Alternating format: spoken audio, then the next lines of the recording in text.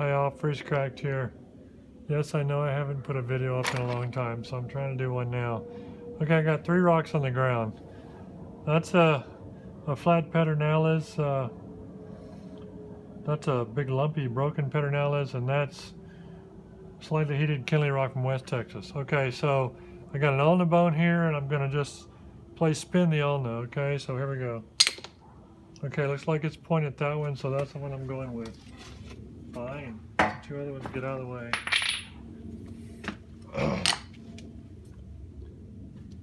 One of the reasons I haven't put up any video in quite some time is I can't figure out what else to say I haven't already said. But I got a couple of things.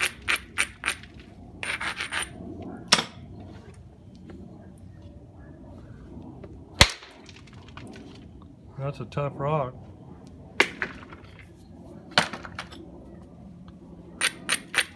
I've gotten a few comments about how I'm always wasting like 20 pounds of rock to make 1 point by beating up an entire rock to get 1 biface instead of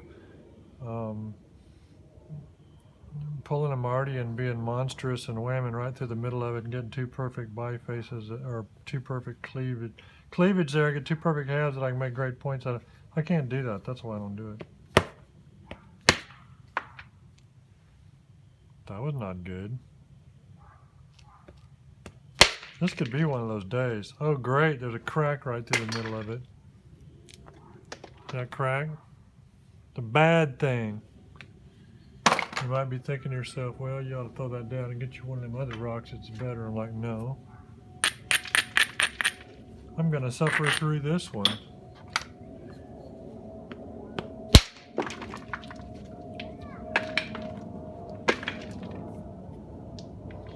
You might wonder why I'm hitting it so hard. It's because it needs to be hit that hard.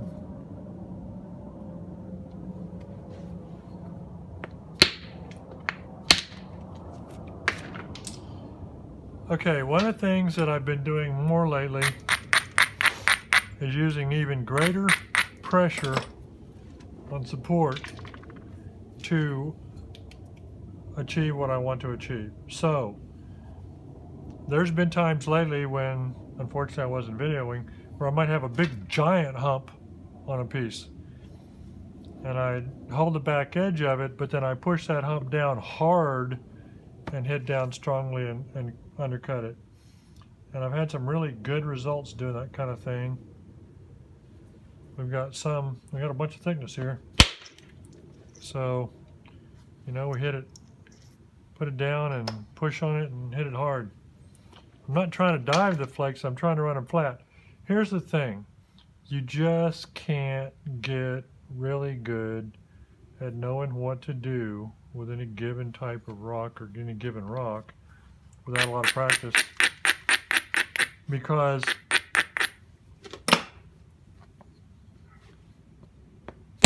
I mean, you don't know how hard to hit something if you haven't hit a lot. You don't know how much downward force to put on your support to make the flake run as low as you want without prying a lot. Concavity. That's going to be real iffy. I'm stepping down, but I'm not sure that this will work at all, but I have nothing to lose. Push down on it and undercut it, and we're exposing more of that crack, and darn if that crack doesn't look like it's curving into the middle more. What on earth?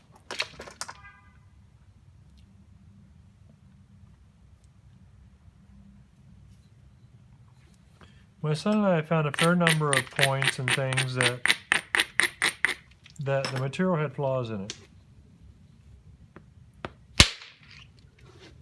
I was pushing down over on this side that time.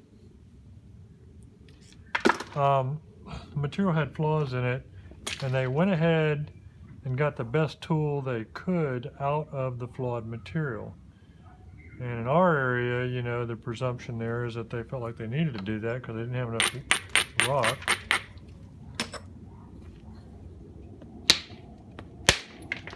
So we blasted out, sideways pressure from that flake blasted off part of the outside edge of that crack. By the way, a safety point. Just about the time you get to thinking you're good, you know what you're doing, you're not going to cut yourself or hurt yourself, flaws in rock will hurt you. They're unpredictable. You can't control what happens with them when that stuff's coming off. So, beating on rock's a dangerous game.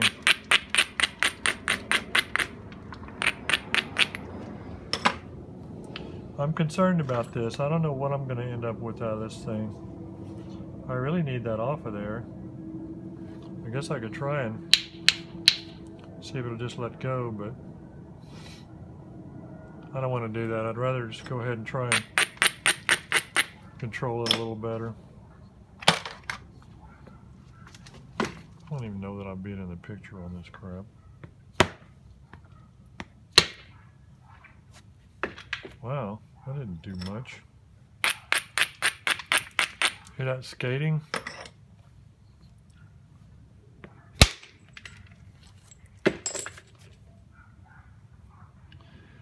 Alright, I'm going to try and stay in frame better. Let's see what happens if I zoom in over here a little more. Okay, scoot forward a little bit. Try and stay in frame. See what happens. This is kind of squirrely. I hit a lot of stuff that's squirrely. Thing about hitting here, this is a concavity. Over here though, there's a ridge. And so if I hit on top of this a little bit with pressure on the ridge, and there, and hold the back edge real well, it'll probably work.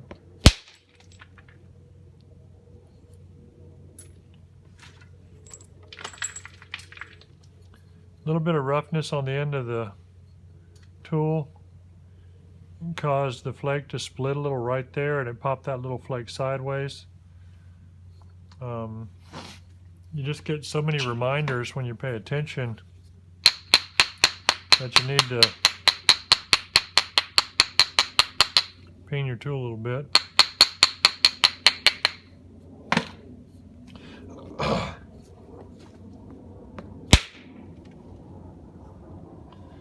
Well, you know, I should grab a tough rock.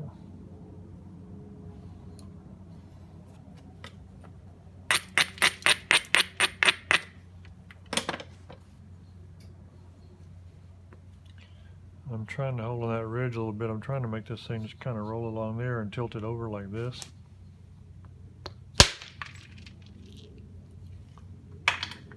Because I got a big square edge there, so at some point you got to start cutting off some of that.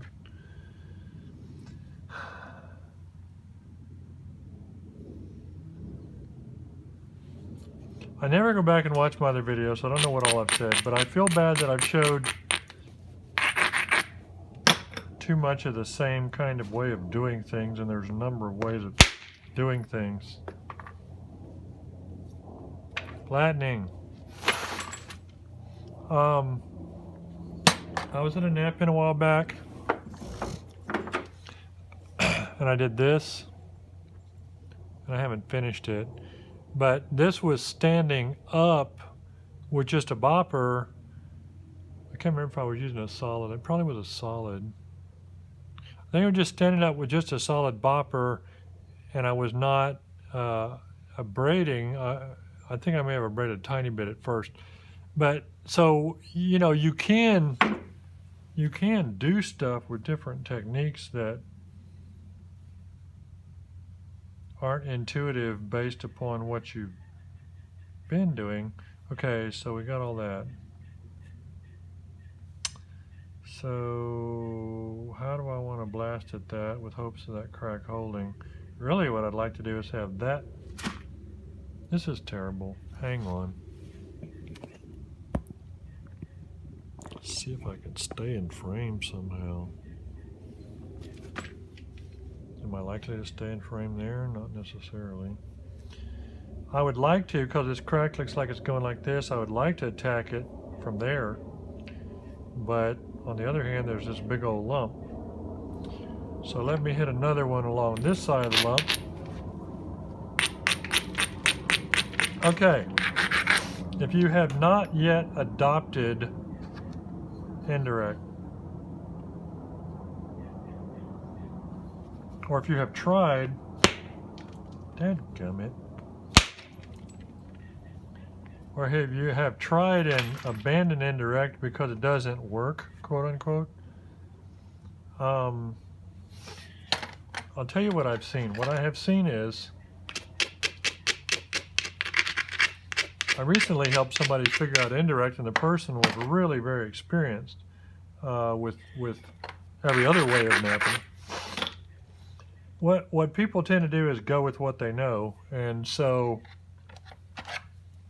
if what you know is direct, like I'm doing right now, and you try and switch to indirect, you're probably going to seriously be overpowering your edge and your platforms and blowing them up and wondering why nothing good happens and nothing runs and nothing, you're not getting any good flakes. You know, I never know what I've mentioned before, but indirect punches, unless you go with something softer than solid copper, are hard, and your point of contact is much smaller and much tighter than a bopper. So that means is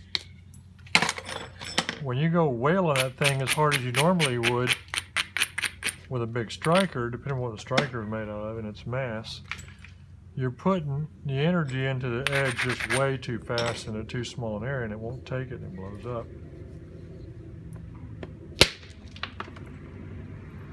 There's my crack. Let's see what we got. Yeah, crack's still there. I mean, I cut off a big piece of it, but it looks like it goes down. It's probably going to go almost to the middle. I mean, to the bottom.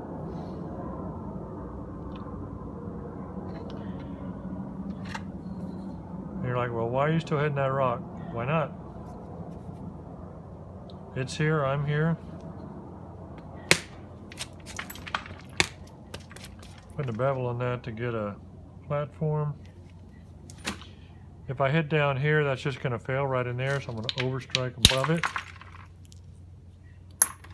And it failed there instead. Show me.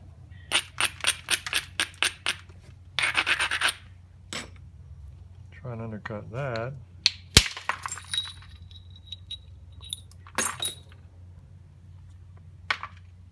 All about back edge support and swinging for the fences.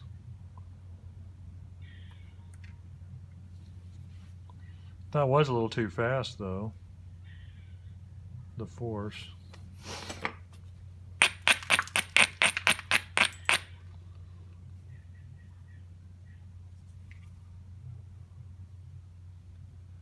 Beastly rock.